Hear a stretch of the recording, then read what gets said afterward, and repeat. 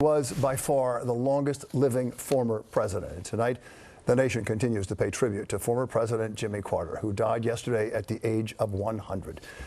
Today, respects came in the form of the flowers that came, handwritten notes, photos, and, oh yeah, peanuts in front of the Carter Foundation in Atlanta, Georgia. That he was, of course, for years, a peanut farmer. A national day of mourning now set for January 9th, the day of his funeral at Washington National Cathedral. Stock market, by the way, of course, will close de rigueur for remembering the burial of a president. He will lie in state before that in both Atlanta and in Washington, D.C.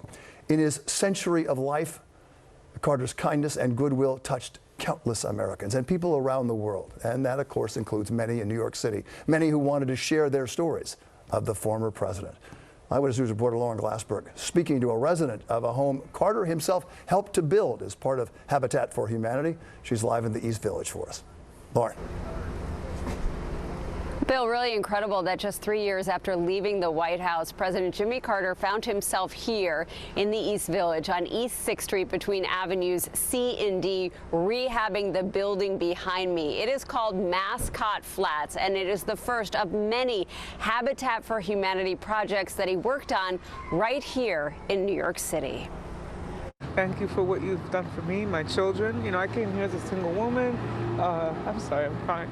But just thank you. Ms. Montañez is understandably emotional today because the man who was instrumental in her having a home at 742 6th Street died yesterday. In the 1980s, President Jimmy Carter and a busload of volunteers rehabbed what was a dilapidated building. They turned it into affordable housing, and it was one of the many projects he worked on in New York City with Habitat for Humanity. I loved and respected him before he homesteaded the building because, you know, I was of age when he was the president of the country as well. We served him the lunch downstairs in the basement of the YMCA. 74-year-old Erlene Golson wanted to share her memories of serving meals to Mr. Carter when he was rehabbing buildings in Harlem. What I loved about the whole thing is that he stuck to his roots. You understand what I'm saying?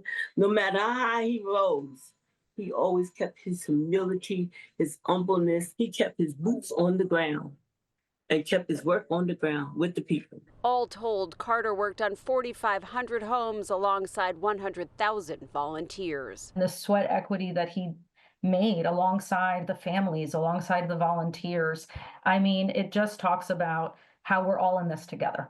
Which is why Brian O'Connor and his son Finn stopped by Mascot Flats today. It's God's work, as they say.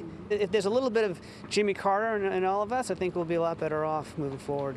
Ms. Montañez knows she's better off. Thank you for his work across the world to provide housing for people.